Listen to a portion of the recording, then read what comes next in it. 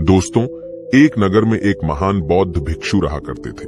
वह बहुत ज्ञानी थे और बहुत ही शांत स्वभाव के थे और उनकी यह बात ही उनकी विशेषता भी थी। एक बार की बात है, बौद्ध भिक्षु नगर वासियों को उपदेश दे रहे थे। बौद्ध भिक्षु कह रहे थे कि शब्दों में जीवन बदलने की शक्ति होती है। अपने शब्दों से जीवन बदलो। हम जो भी शब्द अपने लिए या दूसरों के लिए कहते हैं या जो भी बातें करते हैं, उस पे हमें ध्यान देना चाहिए। इतना कहकर बौद्ध भिक्षु ने अपना उपदेश समाप्त किया और वहां से चले गए। एक दिन वह बौद्ध भिक्षु एक मार्ग से होकर गुजर रहे थे। उसी मार्ग से एक युवक होकर गुजर रहा था। उस युवक ने जब उन बौद्ध भिक्षु को देखा तो वह जोर जोर से हंसने लगा और कहने लगा, अरे साधु महाराज, आप तो ढोंगी है। आपके उपदेशों में यह कहने से कि शब्दों में बड़ी ताकत है, आपकी बात सत्य नहीं हो जाएगी। ये सब सिर्फ बातें हैं। भला ऐसे कैसे हो सकता है कि शब्दों से हमारा जीवन बदल सकता है? उस युवक की सारी बातें उन भिक्षुओं ने ध्यानपूर्वक सुनी और उसके बाद वह मुस्कुराते हुए उस युवक से कहते हैं, बेटा, नाद से ही तो यह दुनिया प्रकट हुई है और अच्छे शब्दों के पीछे भी नाद ही होता है जो पूरा जीवन बदल देता है। वह बौद्ध भिक्षु उस युवक से कहते हैं, देखो, मैं तुम्हें अपने अनुभव से बता रहा हूं, लेकिन फिर भी तुम्हें यकीन न हो तो तुम इसे खुद आजमा कर देख सकते हो। उन बौद्ध भिक्षु की यह बात सुनकर युवक थोड़ा सा गंभीर हो गया। उसने काफी देर सोच विचार किया और उसके बाद उन बौद्ध भिक्षु से कहता है, हे गुरुवर, अगर ऐसी बात है तो आप मेरे साथ चलिए। मेरा छोटा भाई है जिसकी उम्र करीब 25 वर्ष है और उसे न जाने क्या हुआ है। वह करीब 3 वर्षों से कुछ भी नहीं करता, बस लेटा रहता है। दिन भर वो कुछ न कुछ सोचता रहता है। उसकी यह हालत देखकर हम सब बहुत परेशान हैं। माता पिता भी बहुत चिंतित रहते हैं। हम सब ने कई तरीके अपनाए, कई योजनाएं अपनाई, लेकिन कुछ भी काम नहीं आया। हमने कई बार उससे बात करने तक की कोशिश की, लेकिन वह हमसे कुछ भी नहीं कहता। परिवार का हर एक सदस्य पूरी तरह से थक चुका है, हार चुका है। आखिर वह क्या करना चाहता है, किसी को कुछ नहीं पता। तो हमारे शब्दों से उसका जीवन क्यों नहीं बदला? और जैसा कि आप कह रहे हैं कि शब्द सचमुच जीवन बदल सकते हैं, तो क्या आप मेरी मदद करेंगे? इस पर बौद्ध भिक्षु मुस्कुराते हुए उस युवक के साथ चल पड़ते हैं। वह युवक उन बौद्ध भिक्षु को एक खेत में ले जाता है और अपने भाई की तरफ इशारा करके कहता है, हे गुरुवर, यही मेरा भाई है जो पूरे गांव में आलस और मक्कारी के लिए मशहूर है। आप कहते हैं कि शब्दों में वह शक्ति है जो हमारा जीवन बदल सकती है। तो क्या आपके शब्द इसका जीवन बदल सकते हैं? अगर यह सत्य है तो आप इसका जीवन बदल कर दिखाएं। उन बौद्ध भिक्षुओं ने उस युवक के भाई को ध्यानपूर्वक देखा। वह एक पेड़ की छांव में आराम से सो रहा था। जब बौद्ध भिक्षु उस युवक के भाई के पास पहुंचे और आराम से उसके सर पर हाथ फिराते हुए कहते हैं, उठो बेटा, बहुत देर हो चुकी है। ये सोने का समय नहीं, ये तो जागने का समय है। उन बौद्ध भिक्षुओं की आवाज सुनकर वह लड़का थोड़ा सा अचरज में पड़ गया। आखिर कौन है जो मुझे इतने प्यार से जगा रहा है?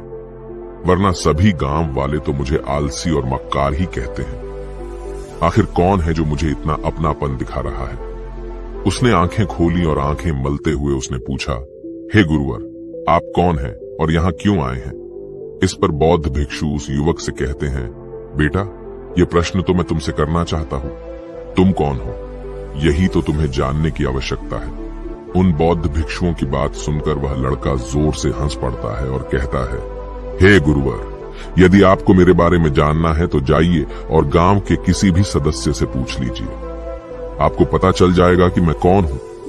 आपसे हर कोई यही कहेगा कि वह तो आलसी है, मक्कार है, तरह तरह के ताने सुनाएंगे, तरह तरह की बातें कहेंगे। इससे आपको ये जरूर यकीन हो जाएगा और आपको ये पता भी चल जाएगा कि मैं कौन हूं। तभी बौद्ध भिक्षु मुस्कुराते हुए उस लड़के से कहते हैं, सबसे पहले मेरी यह बात सुन लो। मेहनती इंसान के खुद के शब्द उसे अंदर तक चोट पहुंचाते हैं। इसलिए कभी भी अपने आप को कोसो मत। अपने शब्दों को सुधारो। और मेरी यह दूसरी बात भी सुन लो। मैंने उन गांव वालों से नहीं पूछा कि तुम कौन हो। मैं तुमसे पूछ रहा हूं कि तुम कौन हो, लेकिन तुमने तो अपनी आदतें मुझे बताई। आलस तुम्हारी पहचान नहीं, तुम्हारी आदत हो सकती है, और इंसान नहीं, उनकी आदतें खराब होती हैं। इसलिए बेटा, तुम आलसी और मक्कार नहीं हो, ये तो तुम्हारी आदत है। बस इतनी सी बात है जो गांव वाले नहीं समझ सकते। ये सारी बातें सुनकर वो लड़का थोड़ा सा आश्चर्यचकित रह गया। क्योंकि गांव वाले हमेशा उसे मक्कार, आलसी और तरह तरह के ताने ही सुनाया करते थे। उन बौद्ध भिक्षुओं की यह बात सुनकर उस लड़के की आंखों में आंसू आ गए। वह तुरंत ही दोनों हाथ जोड़कर उन बौद्ध भिक्षु के चरणों में गिर पड़ा और उनसे कहने लगा, आप सत्य कहते हैं, यह मेरी आदत ही है और मैं इस आदत से बहुत परेशान हूं। मैंने बहुत कोशिशें भी की, लाख उपाय किए, लेकिन मैं अपनी इस आदत से छुटकारा न पा सका। इन आदतों से बाहर आना बहुत कठिन है। मैंने कई बार आलस छोड़ने का प्रयास तक किया, पूरी कोशिश भी की, लेकिन कोई लाभ नहीं हुआ। मैं जब भी कोई कार्य करने की कोशिश करता हूं तो पता नहीं क्यों मेरा मन कहीं और भागने लगता है। मेरा दिमाग किसी और दिशा में काम करने लगता है और मैं उस काम पर ध्यान ही नहीं दे पाता। मैं क्या करूं, कैसे करूं, मुझे कुछ भी समझ नहीं आता। जब भी मैं किताबें पढ़ने की कोशिश करता हूं तो मुझे नींद आने लगती है। मन में एक अजीब सा दर्द महसूस होता है। ऐसा लगता है कि मेरा जीवन यूं ही व्यर्थ जा रहा है और जब मैं इस दर्द को बर्दाश्त नहीं कर पाता तो मैं सो जाता हूं, ताकि जब मैं उठूं तो मुझे दर्द न महसूस हो। और अब तो मुझे यह भी यकीन हो चुका है कि मैं इन आदतों से नहीं निकल सकता। ये आदतें मुझे नहीं छोड़ने वाली। इस पर बौद्ध भिक्षु उस लड़के से कहते हैं, बेटा, यदि तुम इस आलस की आदत को छोड़ना चाहते हो तो मैं तुम्हें एक सही उपाय बता सकता हूं, लेकिन उसके लिए तुम्हें कल सुबह मुझे मिलना होगा, तभी वह तरीका मैं तुम्हें बताऊंगा। यदि तुम उस तरीके को सीखना चाहते हो तो कल सुबह मेरे पास चले आना। इतना कहकर बौद्ध भिक्षु वहां से चले गए, लेकिन उन बौद्ध भिक्षु की सारी बातें उस लड़के के कानों में गूंज रही थी। वह यह समझ नहीं पा रहा था कि आखिर वह बौद्ध भिक्षु उसे कौन सा मार्ग दिखाने वाले हैं। वह ऐसा कौन सा उपाय बता देंगे जिससे उसके जीवन से आलस्य हमेशा हमेशा के लिए खत्म हो जाएगा। देखते ही देखते रात हो गई। रात भर वह अपने बिस्तर पर करवट लेता रहा और उन बौद्ध भिक्षु की बातों के बारे में सोचता रहा। इसी प्रकार देखते ही देखते सुबह हो गई और वह लड़का उन बौद्ध भिक्षुओं के पास जा पहुंचा। वह लड़का उन बौद्ध भिक्षु को प्रणाम करता है और कहता है, गुरुवर, जैसा कि आपने कहा था, लीजिए मैं आ गया। अब मुझे वह मार्ग बता दीजिए जिसे मैं अपने जीवन से इस आलस्य को निकाल सकता हूं। तभी बौद्ध भिक्षु उस लड़के से कहते हैं, बेटा, जब भी तुम्हारा मन दुविधा में हो, तुम निर्णय न ले पा रहे हो और तुम्हारे मन में तरह तरह के प्रश्न उठ रहे हो कि मैं क्या करूं, कैसे करूं, इस कार्य को पूर्ण कैसे करूं, यह सब कैसे होगा, तब तुम वास्तविकता में अपने अतीत से सोच रहे हो कि पिछली बार तुम्हारे ऐसा करने पर क्या हुआ, या अतीत में तुमसे लोगों ने क्या कहा था। तो आज से कभी भी अपने अतीत से नहीं, बल्कि भविष्य से सोचो। इस पर लड़का कहता है, भविष्य से, वह भला कैसे? तभी बौद्ध भिक्षु उस लड़के से कहते हैं, मान लो कि तुम्हें आज किसी भी चीज की कमी नहीं है। तुम्हारे पास वो हर चीज है जो तुम चाहते हो, वह सारी सुख सुविधाएं हैं। तो अब बताओ, तुम अपना जीवन कैसे व्यतीत करना चाहोगी? उन बौद्ध भिक्षु की यह बात सुनकर वह लड़का कुछ देर के लिए सोच में पड़ गया, क्योंकि आज तक उसने सभी गांव वालों के केवल ताने ही सुने थे। किसी ने भी आज तक उसके जीवन के बारे में उससे ऐसी बात नहीं की थी और वह गुरुवर उसे आने वाले भविष्य के बारे में उससे बातें कर रहे थे। उन बौद्ध भिक्षु की यह बात सुनकर वह लड़का खुद से प्रश्न करने लग गया कि अगर मेरे पास सब कुछ होगा, धन की कोई कमी नहीं होगी और सारी सुख सुविधाएं होंगी, तो मैं अपना जीवन कैसे व्यतीत करूंगा? कुछ देर सोच विचार करने के बाद वह उन बौद्ध भिक्षु से कहता है, गुरुवर, मैं यह दुनिया घूमना चाहूंगा, पहाड़ों पर चढ़ना चाहूंगा, समुद्र की रेत पर चलना चाहूंगा और मैं एक बहुत बड़ा व्यापारी बनना चाहूंगा। तभी अचानक उस लड़के का ध्यान टूट गया और वह उन बौद्ध भिक्षु से कहता है, परंतु हे गुरुवर, यह सब कैसे संभव होगा? केवल मेरी मात्र सोच लेने से तो यह सब पूरा नहीं होने वाला। उसके ऐसा कहते ही उसके अतीत में बीती हुई सारी घटनाएं उसकी आंखों के सामने से गुजरने लगी और वह एक बार फिर से निराश होने लगा। और अब वह यह सोचने लगा कि मेरे पास तो पैसे ही नहीं है, तो मैं भला व्यापार कैसे कर सकता हूं? न ही मेरे पास व्यापार का कोई अनुभव है। ऐसी स्थिति में मैं भला यहां से कैसे निकल सकता हूं?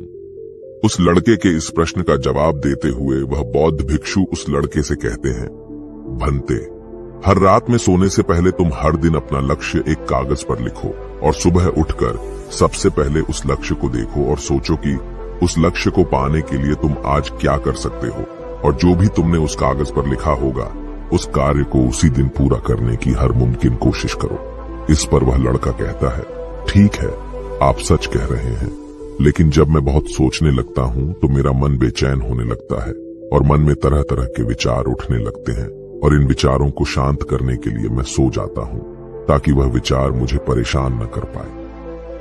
उस लड़के की इस समस्या का समाधान करते हुए वह बौद्ध भिक्षु उस लड़के से कहते हैं, बेटा, अंतर्मन की चाल को पकड़ो और शब्दों की मदद से नया भविष्य बनाओ।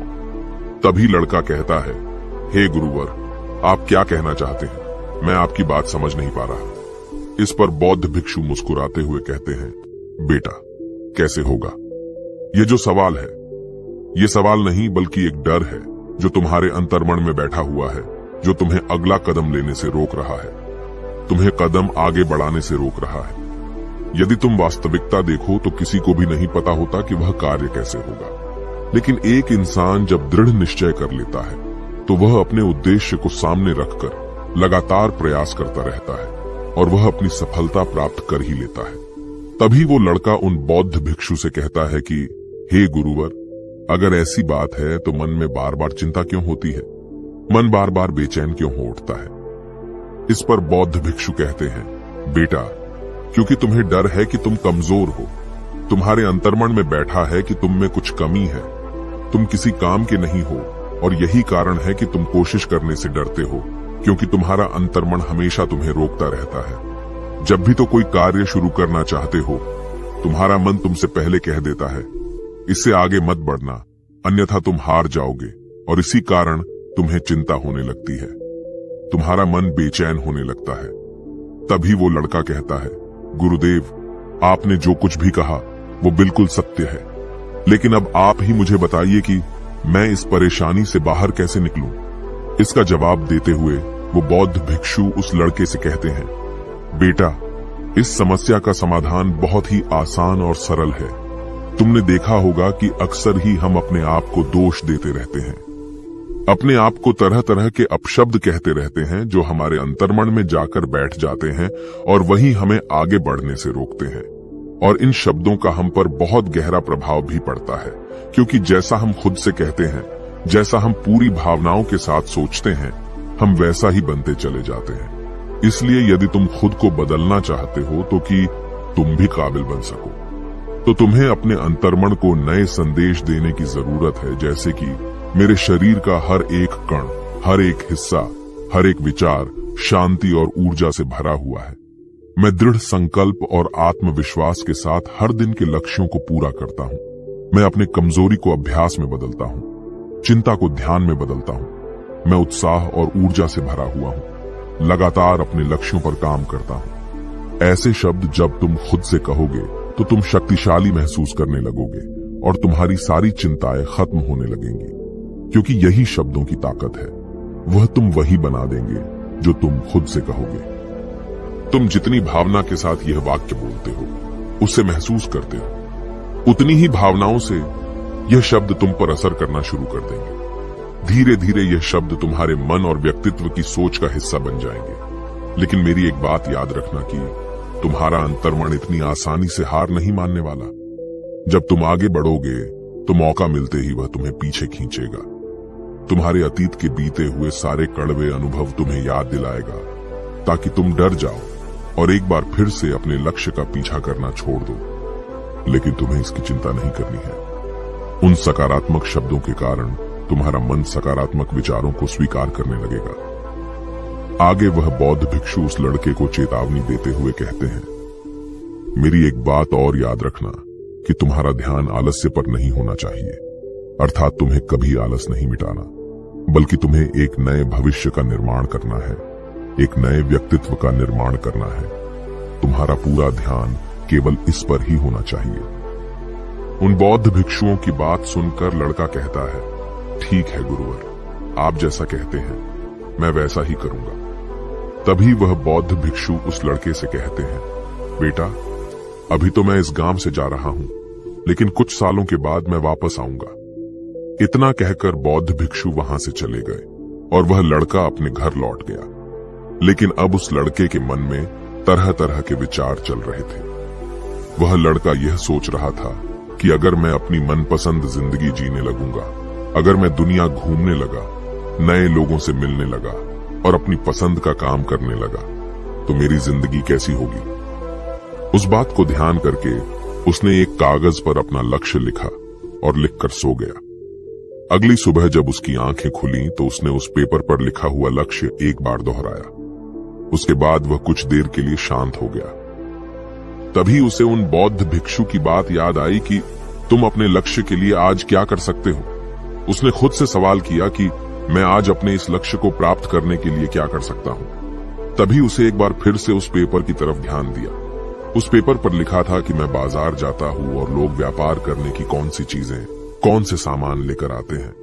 मैं उन चीजों को देखता, उन चीजों को पता करता। वो पढ़ने के बाद तुरंत ही बाजार चला गया। वो अलग अलग दुकानों पर बैठा उन्हें देखा, लेकिन उसे कुछ समझ नहीं आ रहा था, क्योंकि लोग अलग अलग व्यापार कर रहे थे, अलग अलग तरह की चीजें और सामान ले रहे थे, और किसी ने उसकी कोई मदद नहीं की। वह बहुत उदास हो गया और निराश होकर वापस घर लौट आया। तभी उस लड़के को उन बौद्ध भिक्षु की एक और बात याद आई। शब्दों में बहुत ताकत है और शब्द हमारा जीवन बदल सकते हैं। उसे वह सकारात्मक विचार याद आए।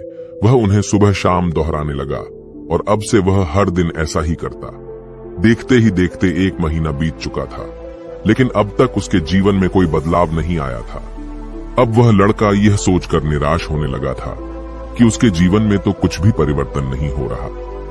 लेकिन 1 महीने के बाद उसे महसूस हो रहा था कि वह पहले से अच्छा महसूस कर रहा है। उसका दिमाग अब अच्छी तरह से सोच पा रहा है। वह पहले से ज्यादा चलने फिरने लगा है।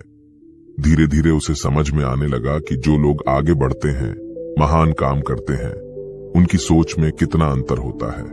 वे लोग हमेशा शक्तिशाली विचार सोचते हैं। दूसरों की छोटी सोच और डर से वह कभी प्रभावित नहीं होते।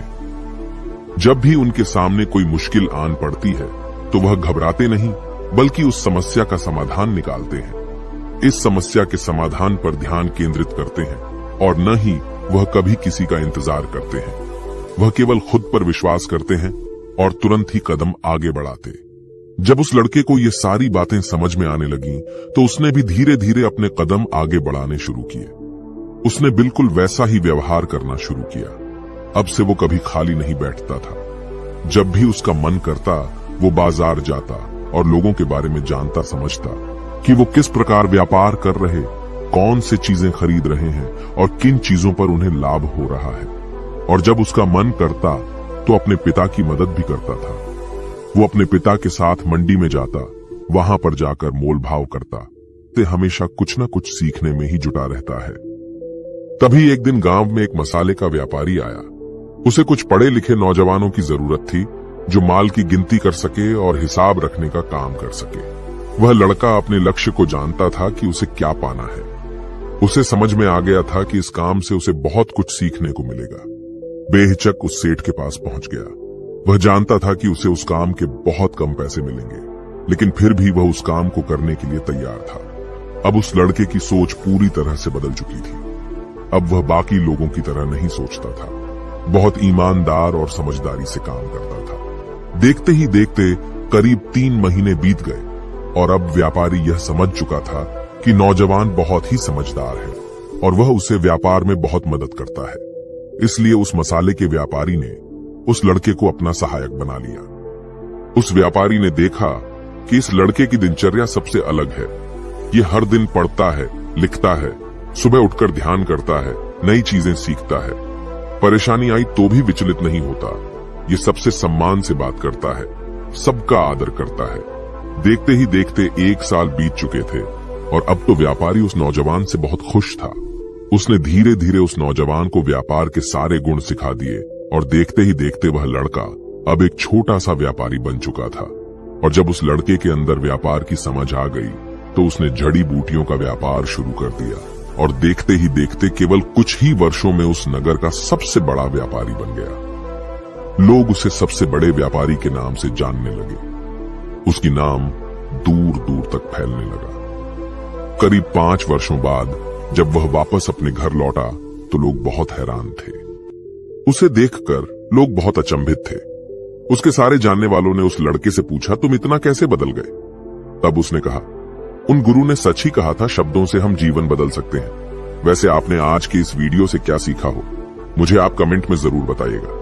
इसी के साथ में उम्मीद है कि आपको आज की ये वीडियो जरूर पसंद आई होगी, तो इस वीडियो को लाइक और अपने दोस्तों के साथ शेयर भी जरूर कीजिएगा और हमें ऐसे ही सपोर्ट करने के लिए चैनल को सब्सक्राइब जरूर दबा दीजिएगा। तो चलिए फिर मिलते हैं अगली वीडियो में। तब तक के लिए अपना ख्याल रखें।